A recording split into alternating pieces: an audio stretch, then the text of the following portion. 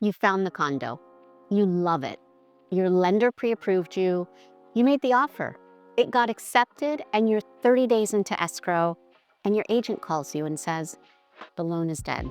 Not because of your credit, not because of your income, because of a document you never saw and you were never told to ask for. This happens in Long Beach more than any buyer realizes. And it happens specifically with condos. Because when you buy a condo, your lender isn't just approving you, they're approving the building. And a lot of buildings don't pass. Here's what most buyers believe about condos. If you're pre-approved, you can buy any condo that's listed for sale. Your finances are sorted, your offer is accepted, the rest is paperwork.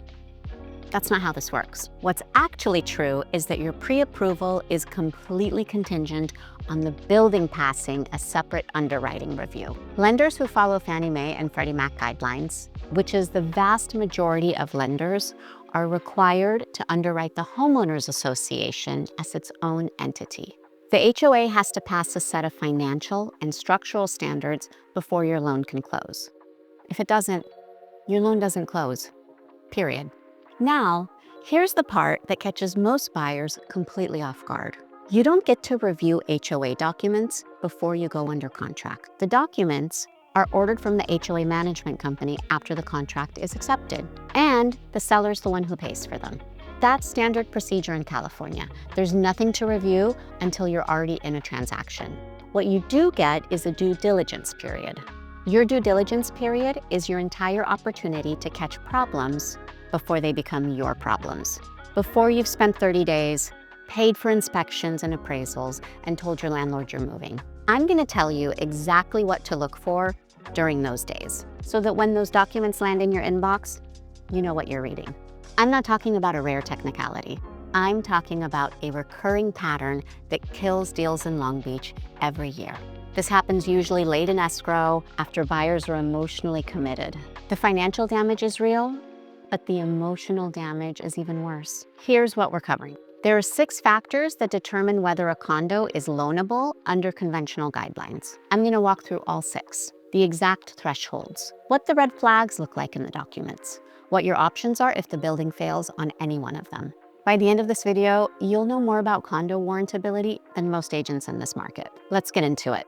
The first factor almost no one talks about is the HOA delinquency rate. Every homeowners association collects dues, whether they're monthly, quarterly, or annually, depending on the building. Those dues then fund the HOA's operating budget. Building insurance, maintenance, landscaping, management fees, reserves. When an owner stops paying, the HOA runs short. When the HOA runs short, it can't maintain the building. It can't fund reserves, and in some cases, it can't pay its own insurance premiums. Fannie Mae's threshold is this. If more than 15% of the units in a building are 60 or more days delinquent on their HOA dues, the building fails warrantability. What that means is your conventional loan won't be approved in that building. 15% sounds like a reasonable cushion until you run the math. In a 40-unit building, that's 6 owners. 6 people who stopped paying their dues for any reason. It could be financial hardship, an HOA dispute, even a unit sitting vacant after an owner passed away. 6 people and the entire building becomes unloanable for conventional financing. This shows up in Long Beach in specific patterns. Buildings with high investor concentration tend to carry higher delinquency rates. Investor owners who bought during a different rate environment, maybe took a cash out refi and are now underwater on their rental income, sometimes let dues slide when cash flow tightens. You see this in some of the older complexes and in certain mid-rise buildings in the downtown Long Beach area. The delinquency data lives in the HOA financial statements. Specifically, you're looking for the accounts receivable aging report. That document shows how many units are more than 60 days past due and what percentage of the total unit count that represents. This is precisely why the due diligence period exists. Once the HOA documents are delivered after you go under contract, that aging report is in the package. Read it before your contingency window closes. If you can't find it or it isn't included, that's the first question you ask. That delinquency rate, it's not just a loan hurdle, it's a signal. A building where 6 or more owners aren't paying their dues is a building under financial stress. And that stress, it compounds. The HOA cuts back on maintenance to compensate. Deferred maintenance creates repair needs. Repair needs generate special assessments. Special assessments pressure more owners, some of whom also stop paying. The delinquency rate is the earliest indicator of that spiral. It's the first number I look at in any HOA document package. Delinquency is a financial metric. The next one is a legal one, and it's the one that can kill your deal the fastest with the least warning. I'm Beatrix Whipple, owner of the Whipple Group, longtime Long Beach resident, realtor, athlete, and sourdough enthusiast. If you want to learn more about Long Beach and what's actually happening in our real estate market, make sure to hit subscribe. Before we go further, I want to flag something. If you're actively looking at condos in Long Beach, I put together a free guide specifically for condo buyers in this market. It covers all 6 of the factors that we're walking through today. Specific questions to ask, specific numbers to look for, a checklist to work through during your due diligence period so you know what you're reading when the HOA documents arrive. You can access it through the link in the description or scan the QR code on the screen right now. No sales pitch, just the guide. If you're relocating to Long Beach and this is your first time navigating Long Beach real estate, I also have a Long Beach relocation guide in the description. It covers the market, the neighborhoods, what to expect when you get here, and what no one tells you until after you've already made decisions. That one's free too. Both links are in the description. Grab whichever one is relevant to where you are right now. Now, let's talk about the legal factor. If there's active or pending litigation involving the HOA, your conventional loan is almost certainly done. Fannie Mae guidelines require lenders to review any pending or active litigation and assess whether it could result in a financial judgment against the HOA. If the lender determines there's material risk, the loan doesn't get approved. So what qualifies? Construction defect litigation is the most common in California. If the HOA is suing the builder or the developer over structural issues, that's pending litigation. If the HOA is being sued by an owner over negligence, that's also pending litigation. If the HOA is in a substantial financial dispute with a vendor, that can qualify too, depending on the dollar amounts. In Long Beach, construction defect litigation is especially relevant in buildings that went up during periods when speed of construction outpaced quality control. Some of these buildings, they're still in litigation cycles. And here's the part that trips people up. The individual unit sellers, they may not even know. HOA boards don't always communicate litigation status clearly to owners. California law requires the HOA to disclose any pending litigation in the resale documents. That disclosure is in the package delivered during your due diligence period. Read that section completely. Not a skim, a full read. One nuance worth understanding is there's a meaningful difference between an HOA that's the plaintiff versus one that's the defendant. An HOA suing a general contractor for construction defects can sometimes still pass lender review if the litigation is expected to result in a financial recovery for the HOA rather than a loss. Your lender's condo review department, they'll make that call. But don't assume. Get the specifics in front of your underwriter early in your contingency period, not on day 16. Litigation is a deal killer because it's binary. Delinquency rates can sometimes be documented as trending in the right direction. Owner occupancy ratios have some flexibility depending on loan type. Litigation almost never has a workaround under conventional guidelines. If it's active, the loan is usually gone. That's why this is the one factor that should shape what type of financing you get pre-approved for before we start shopping condos, not after you're already in escrow on one. The next factor is one most buyers never think about because it sounds like it doesn't affect them, but it does. Lenders care about how many units in a condo building are owner-occupied versus rented out to tenants. For conventional financing, under Fannie Mae's standard full review process, the threshold is 50%. If more than half the units in a building are occupied by renters rather than owners, the building can fail warrantability. Why does a lender care about this? Risk concentration. A building with higher renter percentage tends to have lower HOA compliance. Housing providers who don't live in the building have less incentive to follow rules, maintain dues payments, or vote in favor of capital improvement assessments that cost them money without improving their rental income. Owner-occupied buildings tend to have better maintenance records, more engaged HOA governance, and stronger long-term financial health. In Long Beach, owner-occupancy ratio is a live issue in specific submarkets. Downtown Long Beach has buildings that skewed heavily investor-owned during the rental market peaks of the last decade. Some of those buildings are still predominantly renter-occupied. Belmont Shore and Naples area tend to have higher owner-occupancy rates because the lifestyle draw in those neighborhoods attracts more primary residents. But you can't assume based on neighborhood. That data lives in the HOA documents, a unit roster that breaks down owner-occupied versus investor-owned units. That roster, it's part of the resale package. One thing worth tracking beyond the current number, a trend towards investor ownership over time is a warning sign on its own. If the ratio was 65% owner-occupied 2 years ago and it's at 53% today, that building may be below the threshold by the time you're ready to sell.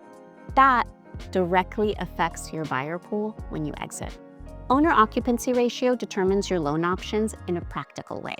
Drop below 50% under full review and you lose most conventional products. You may still qualify for a portfolio loan from a local bank or a credit union, but you're looking at a higher rate, a larger down payment requirement, and fewer lenders competing for your business. Before you fall in love with a specific unit, it's worth having a conversation with your lender about what condo review type applies to your loan and what flexibility exists on this metric. It's time to find that out before you're in escrow. The next factor is the one that surprises people the most. Because from the outside, the building looks completely normal. Nothing about the exterior would tell you. Fannie Mae has a guideline limiting how many units in a condo complex can be owned by a single entity. For buildings with 21 or more units, no single individual, investor group, partnership, or corporation can own more than 10% of the total units. For smaller buildings, 5 to 20 units, that drops to a maximum of 2 units per entity, regardless of the percentage. In a 40-unit building, that means one investor can't own more than 4 units. If they own 5, the building fails the concentration test and your conventional loan, it's not approved.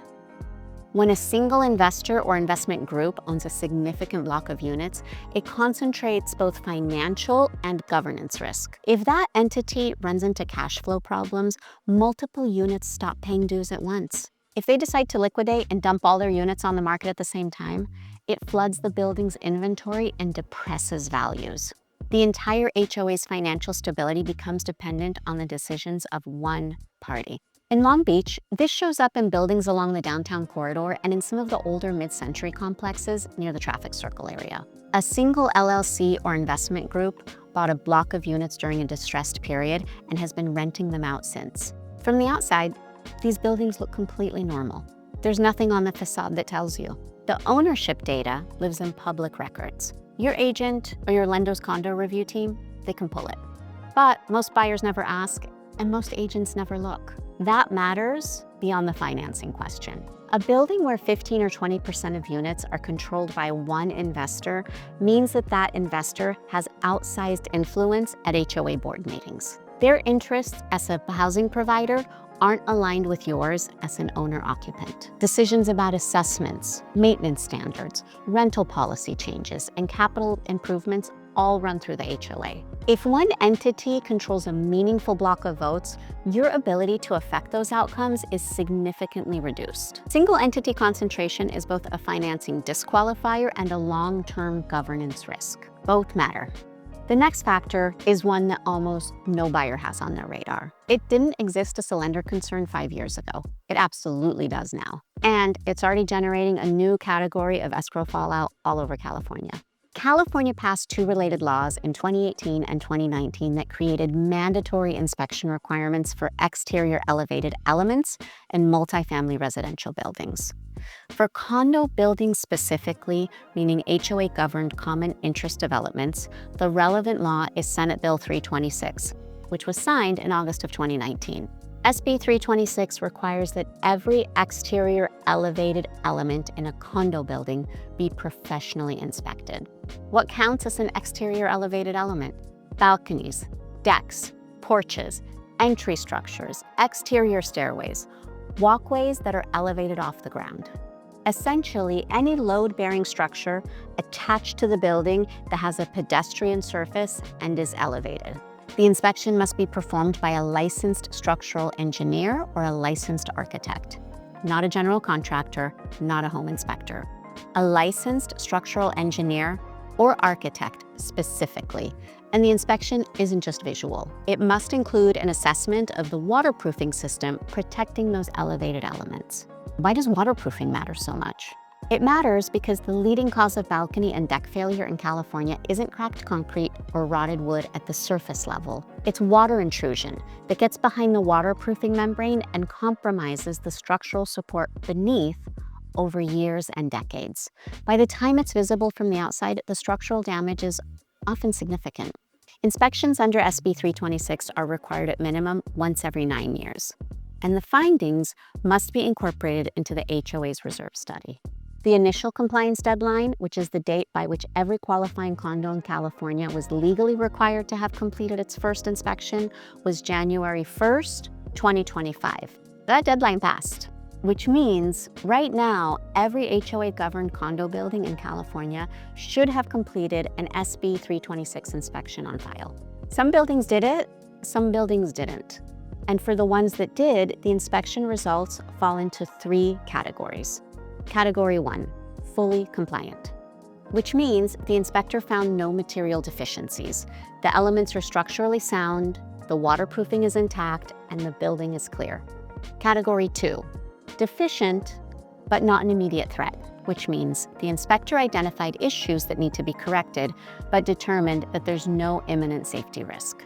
The HOA has a timeline to remediate. Category 3, imminent threat to safety.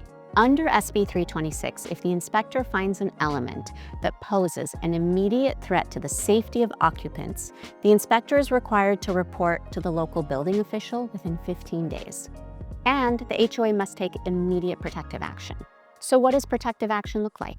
It can mean closing off specific balconies and posting notices that restrict access. It can mean restricting use of certain walkways or stairways. In the most serious cases, it can affect habitability in specific units. If you're walking through a building and you see balconies that are blocked off or signs restricting access to elevated areas, that's not a cosmetic maintenance issue. This is a flagged element under an SB 326 inspection. Investigate before you go any further in that building. Now, let's talk about the financial side, because this is where it gets complicated. Balcony and deck remediation, it's not cheap. We're talking about work that can range from a few $1,000s per unit for minor waterproofing repairs to special assessments in the 5-figure range per unit in buildings where structural remediation is required. Here's the sequence that creates that financial problem. The building does its SB 326 inspection. The inspector finds deficiencies. The HOA now has documented mandated repair obligations. If those repair costs haven't been built into the reserve study, and in many buildings they haven't because the inspection just happened and reserve studies take time to update, you now have a known capital expense that the current reserve fund isn't budgeted for. That gap can flip a building's reserve fund from what looks like adequate to significantly underfunded very quickly. You're going to hear more about reserve funds in a moment. It ties directly back to this. Now, what about buildings that miss the deadline? Buildings that haven't done the SB 326 inspection at all? Those buildings are in violation of California state law, and that creates its own lender exposure. A building that is non-compliant with state-mandated structural safety inspection requirements is a building that some lenders are now flagging as a warrantability concern. This is a developing standard. As of 2025, we're watching lenders begin to require SB 326 reports as part of their condo review documentation packages. That trend is going in one direction. During your due diligence period, ask specifically whether the building has completed an SB 326 inspection on file. Ask for the report. Read what category the findings fall into. And if there are deficient elements, bring that information to your lender's condo review team directly and ask how it affects the building status under their guidelines. I want to be straightforward about something here. SB 326 is complex enough, and the lender underwriting standards around it are developing fast enough that I'm going to be dedicating a full-length video specifically on this law. That video will cover what the inspection report looks like, how to read the deficiency classifications, what the timelines for remediation mean practically, how it connects to reserve fund calculations, and what your options are when a building you're in escrow with has flagged elements. So consider today's coverage your foundation. The detailed breakdown on this, it's coming. The other 5 factors on this list, they've been a part of condo underwriting for years. Lenders have established standards. Agents and buyers have at least some familiarity with these concepts, even if they don't know all of the thresholds. SB 326 is different. The compliance deadline just passed at the start of 2025. Lender standards are still forming. HOA boards, they're still catching up. The information hasn't filtered down to most buyers yet, which makes this the factor generating the most unexpected surprises in escrow right now. You need to ask about it. Don't assume it was handled. Everything that we've covered so far affects your ability to get financing, affects the building's legal compliance, and affects the financial exposure that you're taking on. The last factor is the one that tells you the most about where all of those risks ultimately land and whether they land before or after you close.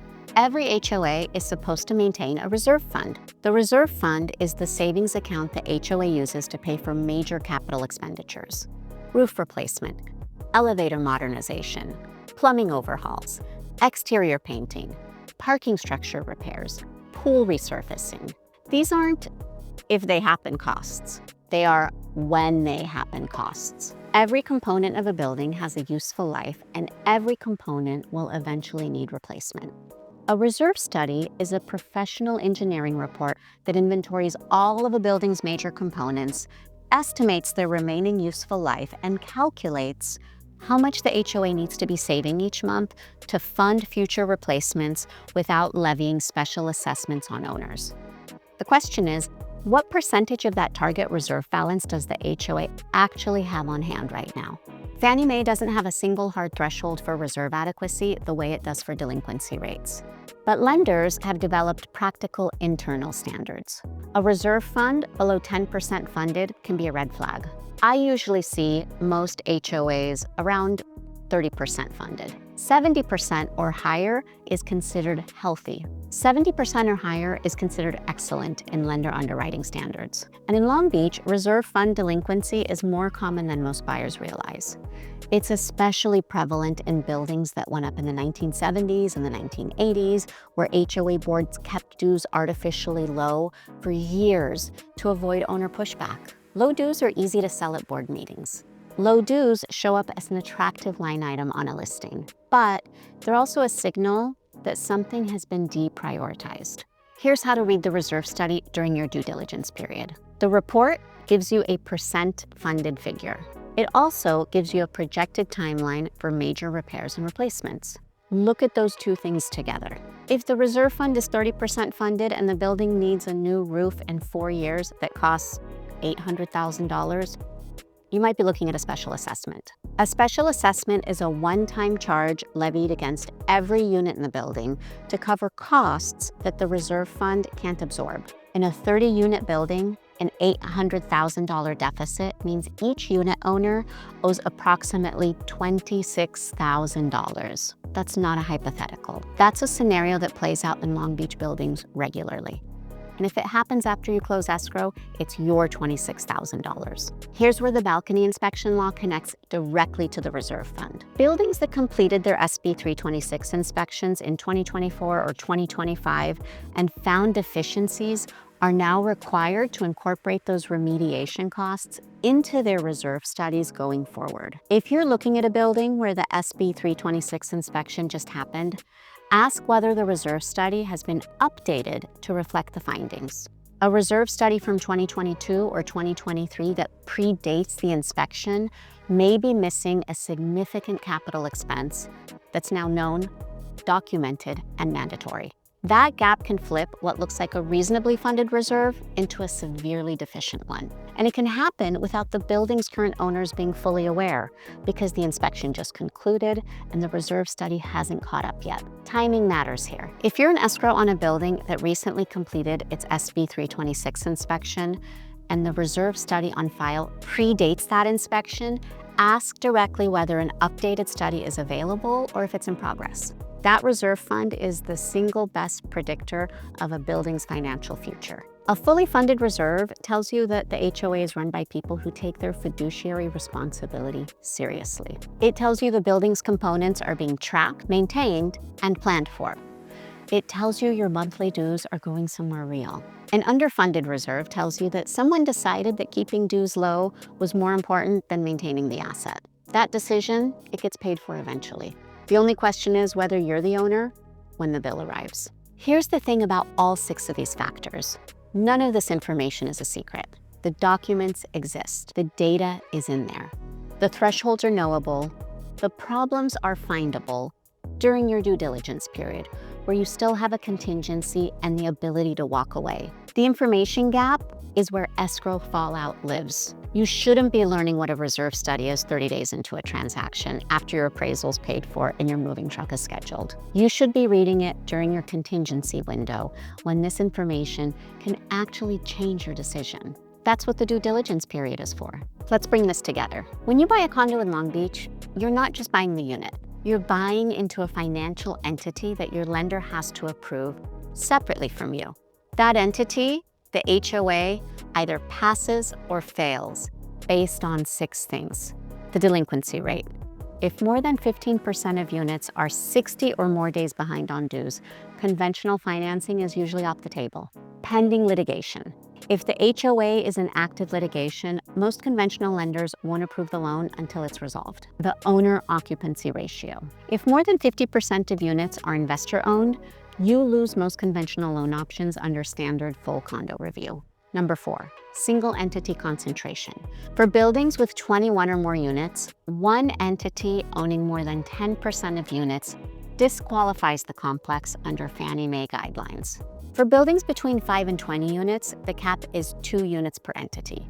SB 326 compliance. California's balcony and exterior elevated elements inspection law had its initial compliance deadline in January 2025. Buildings that are non-compliant or have flagged deficiencies not yet reflected in their reserve study are creating a new and developing category of lender risk. A full video on this topic is coming. And number 6, the reserve fund. An underfunded reserve isn't just a financing obstacle. It's a direct financial liability that follows you into ownership. The good news is that all of this is knowable. The documents are ordered after you go under contract. The seller pays for them. And per the contract, you have a 17-day due diligence period to read them. Use it. I put together a free condo buyer guide that walks through all 6 of these factors with the specific questions to ask and the numbers to look for during your due diligence period. You can get it through the link in the description or scan the QR code that's on screen right now. Here's where I'll leave you. Long Beach rewards people who come prepared. If you're still researching, grab the free Long Beach relocation guide in the description. If you're ready, reach out directly. I personally respond. Hit subscribe. Real numbers, real market, no noise. I'll see you in the next one.